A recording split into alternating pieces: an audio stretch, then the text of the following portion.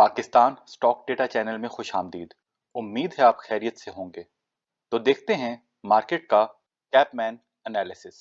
हमने power sector की companies के काफ़ी एनालिसिस किए, उनकी काफ़ी वीडियोस बनाई, लेकिन उसमें हम हब को सही तरीके से उस तरह कवर नहीं कर पाए थे। और हमने बताया भी था, उसकी वजह यह है कि हब की बहुत सारी इन्वेस्टमेंट्स हैं, इसकी बहुत सारी सब्सिडरीज हैं, तो अच्छे तरीके से उसकी असेसमेंट करने के लिए काफ़ी टाइम चाहिए था। तो इसलिए हमने उसकी उस तरीके से असेसमेंट नहीं की और अपने उन सेशंस में हब को बहुत ही हाई लेवल पे कवर किया। तो आज हमने सोचा है कि हम थोड़ा सा हब को देख लेते हैं तफसील में, इसकी इन्वेस्टमेंट्स के बारे में देख लेते हैं, किस किस कंपनी में और कहाँ कहाँ पे इसकी इन्वेस्टमेंट्स हैं वो भी तफसील से थोड़ा देख लेते हैं। उसके लिए हमें सबसे पहले इसके एनुअल अकाउंट्स का रिव्यू करना पड़ेगा। और एनुअल अकाउंट्स आए हुए तो 6 महीने गुजर चुके हैं, क्योंकि इतनी तफसीली इंफॉर्मेशन क्वार्टरली अकाउंट्स में नहीं होती। तो हम 6 महीने पुराने एनुअल अकाउंट्स का आज रिव्यू परफॉर्म करते हैं और फिर इसका जो हाफ ईयरली है, जो 6 महीने के रिजल्ट्स हैं, वो भी आज आ गए। आज से मतलब उस दिन नहीं जिस दिन आप ये वीडियो देख रहे हैं, बल्कि उस दिन जिस दिन हम ये वीडियो बना रहे थे, तो वो भी आ गए हैं। तो वहां से भी अपडेट देख लेंगे कि कोई केस का स्टेटस कहाँ पे पहुंचा है, कोई बेहतरी हुई है पहले से, कुछ जो फैक्टर्स हैं उनमें, या वो नीचे गए हैं, तो वो भी देख लेंगे। लेकिन पहले इसके एनुअल अकाउंट्स का रिव्यू देखते हैं। यहाँ पे एक समरी व्यू देख लेते हैं, इनका ग्रुप स्ट्रक्चर क्या है। इनकी सब्सिडरीज हैं, उनके नाम हैं hub power holding limited, hub power services limited, Laraib energy, Narowal energy, Thar energy. फिर कुछ जॉइंट वेंचर्स हैं, प्राइम इंटरनेशनल है, चाइना पावर हब कंपनी है, फिर एसोसिएट्स हैं, चाइना पावर हब में भी कुछ एसोसिएट्स भी हैं। अच्छा, वो थोड़ी डिफरेंट है, वो ऑपरेटिंग कंपनी है, ये सिर्फ लिमिटेड है, डिफरेंट फंक्शंस होंगे। थल नोवा पावर है और फिर Sindh agro coal mining company भी है। बाकी तो बहुत ज़्यादा तफसील होती है, हम सारी तफसील के ऊपर नहीं देखेंगे कि कैपेसिटी कितनी है, जनरेट कितना कर रहे हैं। हम ज़्यादा थोड़ा सा वो फाइनेंशियल इंफॉर्मेशन पे बाद में जाएंगे। उससे पहले हम थोड़ा सा हिस्ट्री भी देखने की ज़रूरत नहीं है, हम थोड़ा सा वो देखेंगे, इसमें क्या कहते हैं, डायरेक्टर्स रिपोर्ट से स्टार्ट करेंगे। आगे बढ़ने से पहले बताते चलें, हम कोई बाय सेल कॉल नहीं देते, सिर्फ फंडामेंटल एनालिसिस करते हैं। फैसला सबने खुद करना है, क्योंकि मुनाफे में मौज अपनी अपनी और नुकसान में दौड़ अपनी अपनी। अच्छा, हमारी वीडियोस में ये इन्फॉर्मेशन सामने अवेलेबल होती है, लेकिन लोग तवज्जो से देखते नहीं हैं और कमेंट्स में लिख देते हैं कि आपके पोर्टफोलियो में जो शेयर्स हैं उसकी लिस्ट बताएं। हम अपनी वीडियो में अक्सर टीयर 1 स्टॉक्स, टीयर 2 स्टॉक्स और ग्रोथ स्टॉक्स का जिक्र करते हैं। तो उसकी तफसील जानने के लिए आप हमारी 45 स्टॉक्स वाली वीडियो देख सकते हैं। फिर ये एनालिसिस हम कैसे करते हैं, उसको समझने के लिए आप हमारा finance for non finance person का कोर्स कर सकते हैं। पोर्टफोलियो कैसे बनाना है, उसके लिए हमारी पोर्टफोलियो मैनेजमेंट सीरीज देख सकते हैं। और उसके अलावा भी हमारे चैनल पे लर्निंग वीडियोस हैं, जो आप एजुकेशनल वीडियो प्लेलिस्ट में देख सकते हैं। डायरेक्टर्स रिपोर्ट से स्टार्ट करेंगे। यहाँ पे इन्होंने वही तफसील बताई है अपनी कि कहाँ कहाँ पे कौन कौन सी कंपनियां ऐसी हैं जहाँ पे इन्होंने इन्वेस्टमेंट्स की हुई हैं। अब ये फ्यूचर आउटलुक में देख लेते हैं। इनकी तफसील में भी जाने की ज़रूरत नहीं, क्योंकि यहाँ से ये अंदाज़ा लगाना मुश्किल है कि इनकी बेसिस पे इनके ईपीएस पे कितना पॉजिटिव इम्पैक्ट आएगा। बस ये समझ लें कि कंपनी अपने करंट बिजनेस के साथ साथ अगर नए एवेन्यूज एक्सप्लोर कर रही है तो ये एक अच्छी बात है। कुछ वाटर सॉल्यूशंस के बारे में ये काम कर रहे हैं, कुछ रिन्यूएबल एनर्जी प्रोजेक्ट्स पे काम कर रहे हैं, कुछ इलेक्ट्रिक व्हीकल्स के लैंडस्केप के ऊपर काम कर रहे हैं। अगर टर्नओवर का ट्रेंड देखें तो वो पिछले 6 साल में देखें तो 22 तक तो वो ऊपर जा रहा था, 23 में वो नीचे आ गया है। लेकिन अगर प्रॉफिट्स को देखें तो 23 के प्रॉफिट्स ज़्यादा हो गए हैं। तो टर्नओवर अगर कम हो रहा है और प्रॉफिट ज़्यादा हो रहे हैं, टर्नओवर भी सेल्स ही होती है, तो ये एक अच्छी बात है। हमें इससे ज़्यादा फर्क नहीं पड़ना चाहिए कि टर्नओवर कम हो रहा है अगर प्रॉफिट्स ज़्यादा हो रहे हैं। तो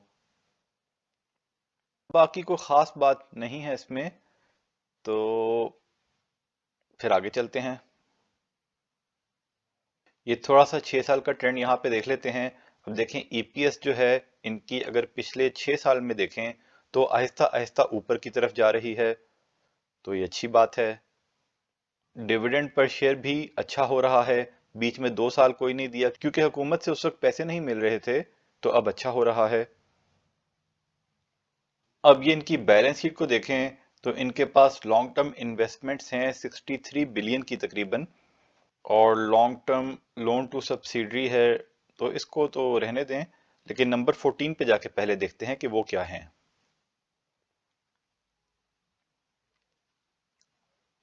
तो ये जो 63 बिलियन है, इसमें से जो मेजर है सबसे ज्यादा वो तो है हब पावर होल्डिंग लिमिटेड और थर एनर्जी लिमिटेड। उसके बाद लारेब एनर्जी और सिंथ एंग्रो कोल माइनिंग में भी मुनासिब होल्डिंग है।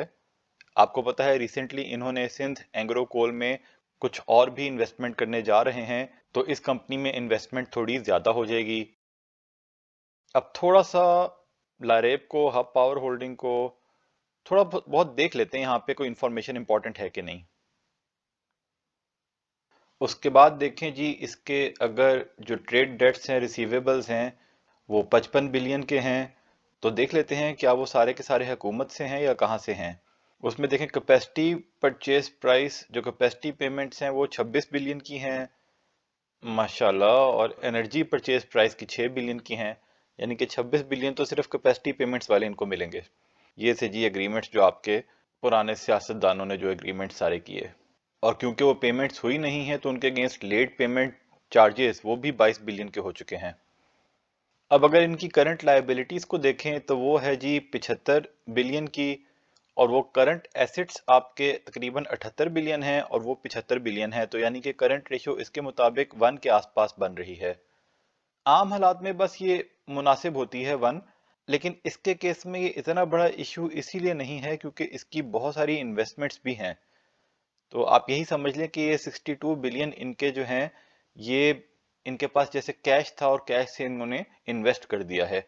तो अगर वो इन्वेस्टमेंट ना की होती तो आप इनको करंट एसेट्स में मिला लेते और फिर करंट रेशियो निकलती। तो उस हिसाब से करंट रेशियो इनकी 1 है, वो कोई इतनी बुरी नहीं है। वैसे तो 1 इतनी बुरी नहीं होती, बिल्कुल वो नॉर्मल होती है, लेकिन फिर भी क्योंकि इनकी इन्वेस्टमेंट्स इतनी सारी हैं तो वो करंट रेशियो 1 की इनकी सिर्फ नॉर्मल नहीं समझनी चाहिए, उसको बेहतर ही समझना चाहिए।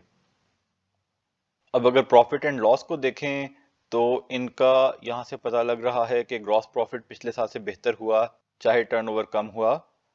लेकिन फिर भी देखते हैं टर्नओवर में क्या लिखा हुआ है। तो जी जो तकरीबन 44 बिलियन का टर्नओवर है उसमें कैपेसिटी परचेज प्राइस ही सिर्फ 28 बिलियन है और एनर्जी की सिर्फ 9.7 बिलियन है, लेट पेमेंट 6.9 बिलियन है। तो कैपेसिटी पेमेंट ने हमारे मुल्क का पट्टा बिठा दिया है। उसके बाद इसमें अदर इनकम को देखते हैं, वो हैवी अमाउंट है 16 बिलियन की, नंबर 8 पे। तो इसमें जो मेजर है वो है जी ये डिविडेंड इनकम फ्रॉम NEL और LEL।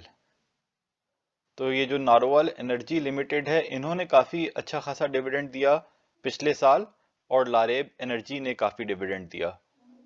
और एक अंदाजा है, यहाँ पे तफसील अभी तो अवेलेबल नहीं है, कि भाई उनके भी बहुत सारे रिसीवेबल्स होंगे हुकूमत से, तो उनको भी जब पुराने पैसे क्लियर होंगे तो हो सकता है वो और डिविडेंड दें और इनकी अदर इनकम भी ज्यादा हो जाए। देखें पिछले साल प्राइमरीली यही वजह है, ये 16 बिलियन की जो अदर इनकम है उसकी वजह से इनकी EPS ओवरऑल इतनी ज्यादा हुई। और फाइनेंस कॉस्ट भी 22 के मुकाबले में ज्यादा हुई।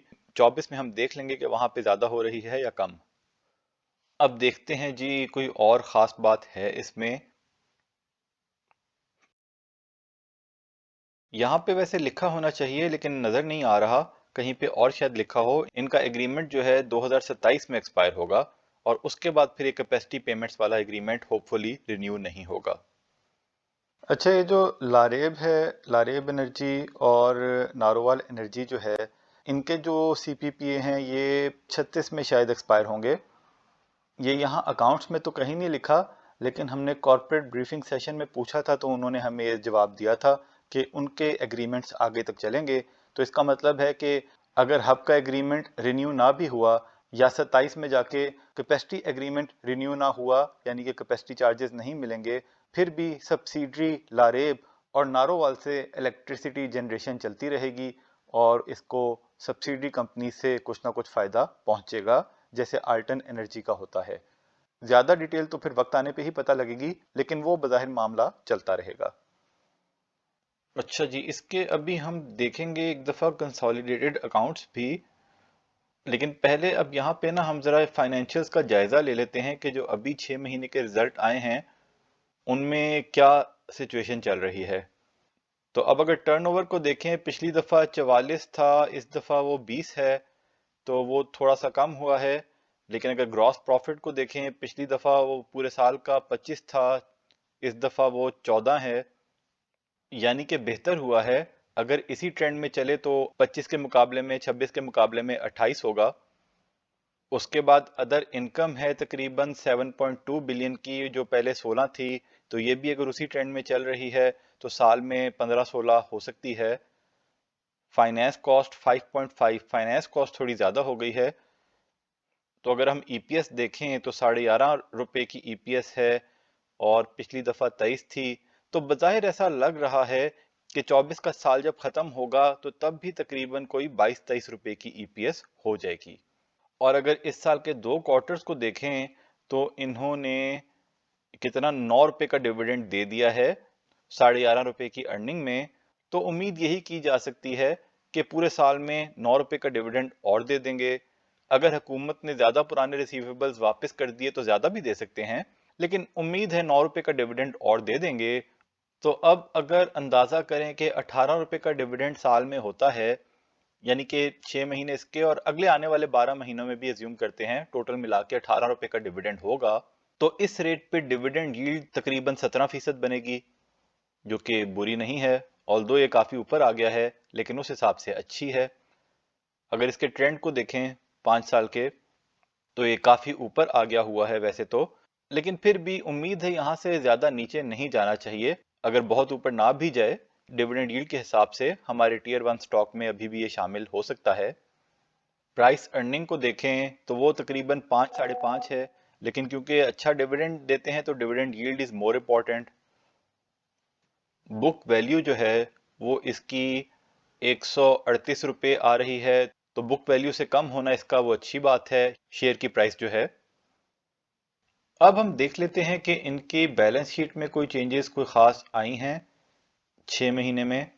अगर लॉन्ग टर्म इन्वेस्टमेंट देखें तो वो तकरीबन 63 बिलियन थी और वो 63 बिलियन ही हैं।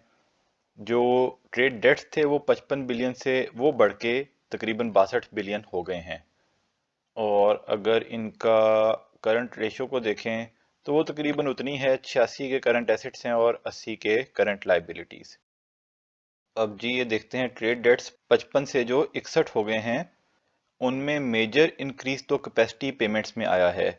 वो 26 से वो 37-38 बिलियन तक हो गई हैं।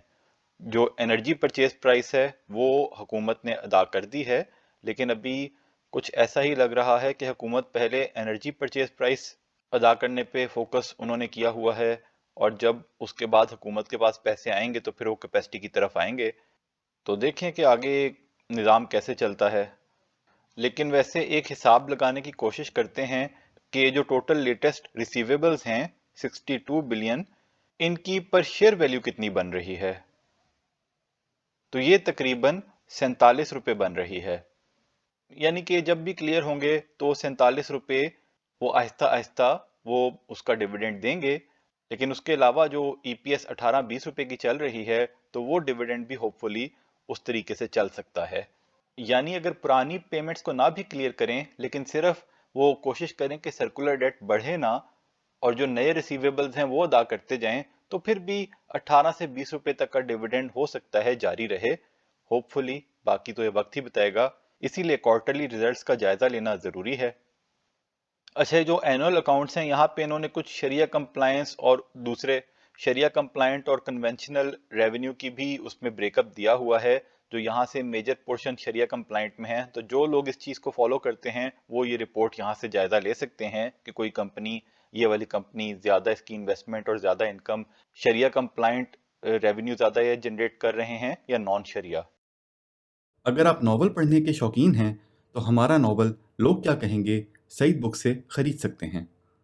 अब जरा देखते हैं क्या कंसोलिडेटेड फाइनेंशियल स्टेटमेंट्स में से हमें कोई इजाफी इंफॉर्मेशन मिलेगी। वैसे ये जो हमने पीछे देखी इंफॉर्मेशन, ये जो इन्वेस्टमेंट इन सब्सिडरीज थी खास तौर पे, तो उनकी हर सब्सिडरीज की काफी तफसीली डिटेल अवेलेबल है जो हमने नहीं पढ़ी। असूली तौर पे वो भी पढ़नी चाहिए, जरूरी नहीं हर बात समझ आए, लेकिन हो सकता है वहां से उस इन्वेस्टमेंट के बारे में कोई नई इंफॉर्मेशन मिल जाए। लेकिन हम फॉर द टाइम बीइंग इस डिस्कशन के लिए इतनी तफसील में नहीं जा रहे, क्योंकि लोग तो अभी भी शायद कुछ सो गए हों। लेकिन वो फिर बहुत ज्यादा तफसील हो जाती है। वो वही बात है कि जो जितना ज्यादा पढ़ना चाहे वो फिर उतना ज्यादा वो वहां पे पढ़ सकता है। हम कोशिश यही कर रहे हैं कि जो मेन मेन पॉइंट्स हैं उनकी तरफ थोड़ी तवज्जो दी जाए। अब ये देखें जी, इनका इंडिविजुअल टर्नओवर था वो तकरीबन 44-45 बिलियन था, और पूरे ग्रुप का जो टर्नओवर है वो 114 बिलियन है। इसका मतलब है कि इनकी सब्सिडरीज अच्छा खासा बिजनेस जनरेट कर रही हैं। इसी तरह ग्रॉस प्रॉफिट को देखें तो वो इनका 25 बिलियन था, और ग्रुप का वो 52, काफी ज्यादा है वो भी। और जो कंसोलिडेटेड ईपीएस इनका बन रहा है वो 44 रुपए का है 23 में, जिसमें से ये यहाँ पे जो लिखा होता है ना कि owners of the holding company और नॉन कंट्रोलिंग इंटरेस्ट, यानी कि इनकी सब्सिडरीज वगैरह में इनकी 100% होल्डिंग तो नहीं होती, कुछ में हो भी सकती है लेकिन हर सब्सिडरीज में नहीं होती। तो यहाँ से बेसिकली वो सेग्रीगेट किया है कि जो टोटल इस पूरे हबको के ग्रुप का जो प्रॉफिट फॉर द ईयर है वो 62 बिलियन का है, जिसमें से 57.5 बिलियन जो है ये हबको का शेयर है, जिसमें हबको के अपने अकाउंट्स भी शामिल हैं और सब्सिडरीज के अकाउंट्स भी शामिल हैं। तो यानी कि इनकी सब्सिडरीज का पूरे ग्रुप का जो मेजर वो रेवेन्यू है वो हबको के पास ही है। और जो हमारी अंडरस्टैंडिंग है यहाँ पे जो अर्निंग पर शेयर लिखी हुई है 44.37, ये ओनर्स ऑफ होल्डिंग कंपनी का जो शेयर है 58 बिलियन, इसी को शेयर से डिवाइड किया है तो ये बनता है। यानी कि ये 62 बिलियन के ऊपर नहीं है जो हबको का शेयर है, ये बेसिकली वो 44.37% बनता है। अब हाफ ईयरली में देख लेते हैं कि हाफ ईयरली में कंसोलिडेटेड ईपीएस इनकी इस दफा कितनी रही। तो हाफ ईयरली में वो तकरीबन 25 रुपए है, यानी कि पिछले साल का जो ट्रेंड है उसके मुताबिक ही है, बल्कि उससे थोड़ी ज्यादा इसी तरह चलती रही तो 50 तक हो सकती है। तो वो अच्छी बात है। इसका मतलब यही है ना कि वो जितना ज्यादा होगा उतना ही चांसेस हैं कि इस दफा भी पिछले साल जैसा सब्सिडी से डिविडेंड भी आ जाएगा। लेकिन थोड़ा सा इसके टर्नओवर की तफसील में जाने की भी कोशिश करते हैं कि वहां से हमें क्या पता लगता है। अच्छा, वहां पे जो तफसील है वो एंटिटी वाइज नहीं लिखी हुई, लेकिन एक मिनट यहाँ पे भी देख लेते हैं जाके। वो टोटल लिखा हुआ है, यानी कि पूरे ग्रुप की कैपेसिटी पेमेंट्स जो हैं वो हबको की 29 बिलियन है और पूरे ग्रुप की 62 हैं। यानी कि इनकी दूसरी भी जो सब्सिडरीज हैं वो भी बिजली बना रही हैं, तो उनका भी वहां से वो शेयर आ जाता है। और एनर्जी जनरेशन वो भी काफी है, तो एनर्जी परचेज प्राइस वो उनकी ज्यादा है। इसका मतलब है कि इसकी सब्सिडरीज जो हैं वो ज्यादा अच्छी बिजली बना रही हैं, और अगर हुकूमत ने ये स्ट्रेटजी रखी है कि वो एनर्जी परचेज प्राइस को पहले क्लियर करेगी, तो ये अच्छी बात है कि वो चांसेस यही हैं कि वो जो बिजली बना रही हैं उसमें कुछ ना कुछ पेमेंट्स आती रहेंगी। अच्छा, कंसोलिडेटेड में अदर इनकम कम आ रही है, क्योंकि कंसोलिडेटेड जब अकाउंट्स बनते हैं ना तो वो तमाम ट्रांजैक्शंस एलिमिनेट हो जाती हैं जो सब्सिडरी और पेरेंट कंपनी के दरमियान हो रही हों, या दो सब्सिडरीज के या ग्रुप के अंदर मतलब हो रही हों। एक ने दूसरे को पैसे दिए, यानी ग्रुप की एक कंपनी ने दूसरे को पैसे दिए, तो एक डेबिट हुआ एक क्रेडिट हुआ, तो कंसोलिडेटेड अकाउंट्स में वो एलिमिनेट हो जाता है। अब हम देखते हैं कंसोलिडेटेड रिसीवेबल्स कितने हैं इनके हुकूमत से। तो वो है जी 86 बिलियन के थे। अगर करंट रेशो देखें तो करंट एसेट्स 145 हैं और करंट लाइबिलिटीज 123 हैं, यानी कि ग्रुप की करंट रेशो बेहतर है खाली हब से, ये भी एक अच्छी बात है। और रिसीवेबल्स हैं वो तकरीबन 87 बिलियन हैं। और ये लेटेस्ट में देख लेते हैं कि लेटेस्ट में रिसीवेबल्स कितने आ रहे हैं। तो जी लेटेस्ट में काफी ज्यादा हो गए हैं, 103 बिलियन के हो गए हैं। अब इसको वैसे एक दफा देख लेते हैं नोट नंबर 12 पे जाके। तो प्राइमरीली तो वही है, कैपेसिटी पेमेंट्स 53 बिलियन की हैं और एनर्जी भी 21 बिलियन की है। तो अगर ग्रुप का अंदाजा करें तो ग्रुप का जो ये देखें 103 बिलियन है, इसकी पर शेयर वैल्यू निकालें तो ये 80 रुपये बनता है, यानी कि तकरीबन 80 रुपये हबको के तमाम कंपनीज के हुकूमत से रिसीवेबल्स हैं। तो ये एक अच्छी बात है, वो जो पैसे मिलेंगे तो आहिस्ता आहिस्ता शेयर होल्डर्स में बांटेंगे। और कोई बहुत खास बात तो हमें नहीं लगा इसमें कोई है। पैटर्न ऑफ शेयर होल्डिंग को देख लेते हैं। इसका फ्री फ्लोट तो वैसे 75% है, लेकिन जो इंडिविजुअल्स हैं वो तकरीबन 28% हैं। बाकी ज़्यादा होल्डिंग इसमें मुख्तलिफ कंपनीज की है। तो जो अच्छे शेयर्स को तलाश करते हैं, म्यूचुअल फंड्स वगैरह ये तो वो ऐसी कंपनियों में ही ज़्यादा इन्वेस्ट करते हैं। तो ये था जी हबको की एनुअल रिपोर्ट का रिव्यू और उसकी कुछ इंफॉर्मेशन। अब हमने इसके जो रीसेंट रिजल्ट्स का एक एनालिसिस किया था अलग वीडियो में, उसको हम यहाँ पे दोबारा डाल रहे हैं, क्योंकि अगर किसी ने वो नहीं देखा तो वो इस वीडियो का वो उससे रेलेवेंसी है, वो यहाँ पे दोबारा देख ले। और अगर आपने वो अलग वीडियो देखी थी तो आप बेशक ये वाला पोर्शन ना देखें।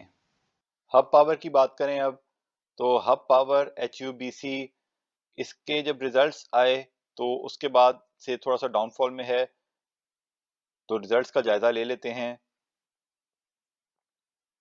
Q2 में 4 रुपए का डिविडेंड दिया और Q1 में 5 रुपए का दिया। इसका मतलब है 6 महीने में 9 रुपए का डिविडेंड दिया। अगर EPS को देखें तो इस महीने की EPS इनकी काफी ज्यादा हुई है, 8.38। पिछली दफा 3 रुपए थी तो वो तकरीबन 11.5 रुपए हो गई है, जो कि अच्छी बात है। ग्रॉस प्रॉफिट तो इनका उतना ही है पिछली दफा जितना, इसका मतलब है कोई अदर इनकम हुई होगी। और ये देखें जी, अदर इनकम इनकी हुई है। इसके ऊपर अभी इनके अकाउंट्स नहीं आए कि हम ये देख सकें कि किस चीज की अदर इनकम है, लेकिन इनकी बहुत सारी सब्सिडरीज हैं और प्रॉबेबली इनको वहां से शायद डिविडेंड मिला हो। लेकिन फिर भी इनकम आ रही है तो अच्छी बात है।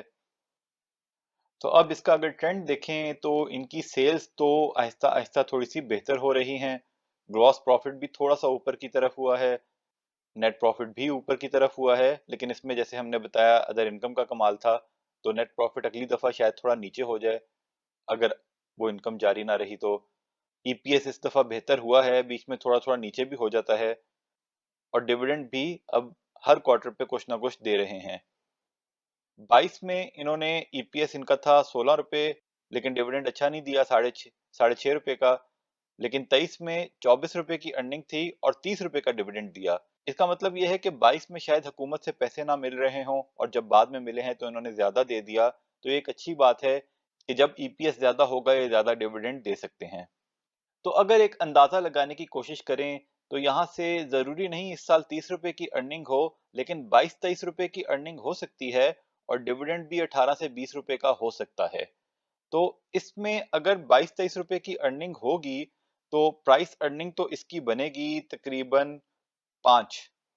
और अगर अगर 18 रुपए का भी डिविडेंड होता है तो तकरीबन 16-17% डिविडेंड यील्ड बन रही है। लेकिन बीच में अगर पुराने पैसे मिले तो कोई पता नहीं है डिविडेंड थोड़ा ज्यादा भी दे दें और उस हिसाब से ये हमारे Tier 2 में उतरता है। बाकी वो एक अलग कहानी है कि कई दफा मार्केट में अच्छे रिजल्ट्स भी आते हैं, फिर भी शेयर को बेच के उसमें प्रेशर क्रिएट किया जाता है और जब लोग भी बेच देते हैं तो फिर से उसको दोबारा उठा लिया जाता है। तो इसमें लॉन्ग टर्म का सोच रहे हैं तो इसको तो अगर आपके पास है तो होल्ड करना चाहिए और यहाँ पे लिया जा सकता है। ऑल्दो ये पिछले कुछ अरसे में काफी ऊपर आ गया है, लेकिन ये एक अच्छी डिविडेंड यील्ड है। लॉन्ग टर्म का पॉइंट ऑफ व्यू लेके इसमें पोजीशन आप बनाना चाहें तो बना सकते हैं। इसकी वैसे अगर बुक वैल्यू को देखना चाहें तो बुक वैल्यू इसकी 136 रुपए है। और अगर इसका ट्रेंड देखें पिछले 5 साल का, तो अभी ये अपने हाईएस्ट पे ही ट्रेड कर रहा है, बल्कि नीचे आ गया है। तो थोड़ा थोड़ा करके आप इसमें पोजीशन बना सकते हैं। अगर यहाँ से 100 रुपए पे चला जाता है वहां से थोड़ा और भी कर सकते हैं अगर चाहें तो। लेकिन थोड़ा सा पोर्टफोलियो को डाइवर्सिफाई करना चाहिए। और भी कंपनीज हैं जो अच्छा डिविडेंड देती हैं जिनकी ऐसी यील्ड है, तो उसमें भी कुछ कुछ डालना चाहिए। जरूरी नहीं कि हर 1 रुपए का माने पे आप इसके शेयर्स खरीदना शुरू कर दें, क्योंकि जब प्लेयर्स का मूड हो तो किसी भी शेयर को ऊपर भी कहीं पे लेके जा सकते हैं और नीचे भी कहीं पे ला सकते हैं। तो वो आप देख लें, लेकिन ये शेयर अच्छा है। ये सारा डेटा हमने PSX की साइट से लिया। आप खुद वैलिडेट करें, फिर अपना फैसला करें। याद दहानी करवा दें कि बाय सेल कॉल नहीं थी, वजह पहले बता चुके। तज्जिया पसंद आया तो शेयर, लाइक, सब्सक्राइब करें, बेल आइकॉन पे क्लिक करें। खुश रहें और अपने अमल पे तवज्जो दें। अल्लाह के हवाले।